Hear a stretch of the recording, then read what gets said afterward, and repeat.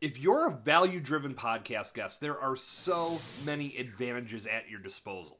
When you make guest appearances on shows that align with your mission and your message, you have the opportunity to make an impact on a new audience every single time you join the show. You get to have high-level networking experiences by connecting with hosts who share your passions. You get to showcase your expertise. You get to grow your know, like, and trust factor. And believe me, this is just the beginning. But accomplishing anything in this space starts with setting realistic expectations. If your thoughts and your visions are on something so grand that nothing could ever deliver the results that you're looking for, then you're most likely not going to get what you want from the podcast space. My name is Jason Cercone, and I am on a mission to bring purpose and clarity to podcast guest marketing with this channel. If you are on board with that message as well, I encourage you to subscribe and click the bell so you're the first to know when new content goes live. Also, if you dig today's video, give it a big thumbs up so more great viewers just like you can find it in YouTube's algorithm. So setting realistic expectations is huge. This doesn't just apply to the podcast space, this applies to all of life. If you have unrealistic expectations about what can come your way based on the effort that you put in, chances are you're not going to be very happy. As I mentioned at the top of the video, when it comes to podcast guest marketing, you want to be sure that you find podcasts that align with your mission and your message. When you do this, you have a better opportunity of reaching your target customers because they are coming to that show for a specific reason. They are looking for entertainment, information, and ultimately answers to a problem that they may have in their world, and your expertise may just be the answer that they need to help them solve all their problems. When you provide value on that level, you can bring people into your world. Now, despite the facts that we all know, there are still people that come into the podcast marketing space thinking that going on every single possible show that will have you as a guest is the best way to proceed because all of that exposure is going to bring you more results, right? No. There are also people that believe that going on the biggest show in the world or even the biggest show in their space is the only thing they have to do because impacting that one audience is going to bring all the results, right? No. There's a process that makes the podcast guest marketing machine work. And if you don't follow that process, chances are your results are going to be slim to none.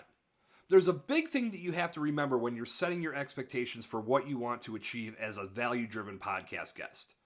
Quality over quantity. Keep those three words front of mind because they are going to be with you through every single step of your podcast guest marketing endeavors. You want to keep your focus on the quality of the podcast and the message that they are delivering and the content that they have center stage versus the quantity, which could refer to the number of downloads that show gets or the overall audience size or even the number of podcasts that you're delivering your message to. The quantity isn't as important as that quality aspect because when it comes to quality, you're putting yourself in a position to have guest appearances on shows that are speaking to your target customer. They're coming to that podcast for a specific reason. And if your area of expertise aligns with that reason, you have a much better chance of making a guest appearance on that show, truly rocking the mic, making a significant impact, and then having that audience follow your call to action to wherever you point them towards, which really should be your website, and have them be a part of your world.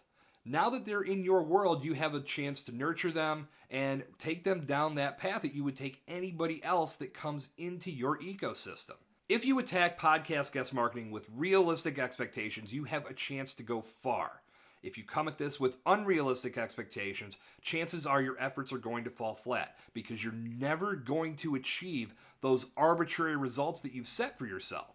Instead of trying to live up to unrealistic expectations and trying to hit arbitrary numbers that simply don't matter, focus on what you can control. You can control being a value-driven podcast guest that brings value and expertise to every guest appearance you make. You can control the amount of attention that you give the host, which should be your undivided attention. Don't play on your smartphone. And I bring that up because I've experienced that. It's not a respectful way to proceed, and they brought you on their show for a reason. Show them respect in return by giving them your undivided attention and being part of the conversation. Another thing you can control is being prepared for each interview. Make sure you listen to a couple episodes and get a true feel of what that podcast is all about. When you show up for the appearance, the first question you should ask the host is, what can I do to bring the most value to our conversation today? The host is going to appreciate this, and they're going to fill you in on exactly what they need you to do, because this is a collaboration. At the end of the day, you're helping them make kick-ass content for their audience. So of course they're going to want you to bring your A game, and if you ask them how you can do that, of course they're going to give you the answers that you need to make it happen. Another thing you can control is not overbooking yourself. Don't set up so many interviews in your week that it conflicts with your existing schedule, because what happens is other priorities take precedence, and when you show up for these interviews, you're not bringing your A game, and you won't bring as much value. That is ultimately going to hurt the final production, and as that show lives and breathes in the world, it's not going to serve you the way it needs to. So manage your interview schedule to a point that it's very easy to make it happen each and every week. Only set yourself up to do enough interviews that you can fit into your schedule, and make sure when you do that, you're always bringing your A game. Something else you can control is understanding that podcasts are always growing. If you don't get results on day one, that's okay, because that podcast is going to get discovered by people the next day, and the day after that, and beyond. Podcasts are evergreen, and they're out there to impact people whenever they find that show. As the audience grows, if your message is powerful and it's a part of that growth, it means everyone is going to listen to it, and they could hear your voice a year down the road and still be equally as impacted and ultimately seek you out for that value that they crave. And this is certainly not the last thing that you can control, but it's the last one I'm going to cover today.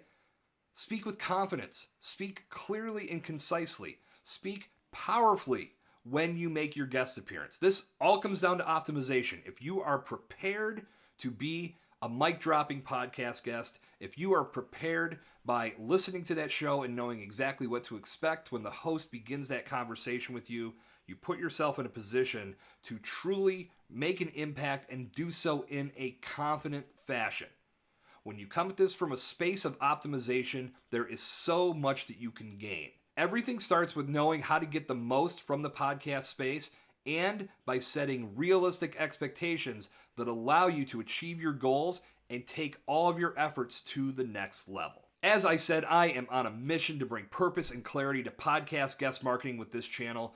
If you liked what you heard today, I encourage you to subscribe to this channel and click the bell so you're the first to know when new videos go live each and every week. Also, if you liked what you heard today, give it a big thumbs up, because more great viewers just like you need to hear this message as well. That's going to do it for today, but before you leave, please take a second to check out this video that I put together that shares a strategy on how you can speak with more confidence on your very next podcast interview. Thanks again for being part of this community, and I look forward to catching up with you on the next video.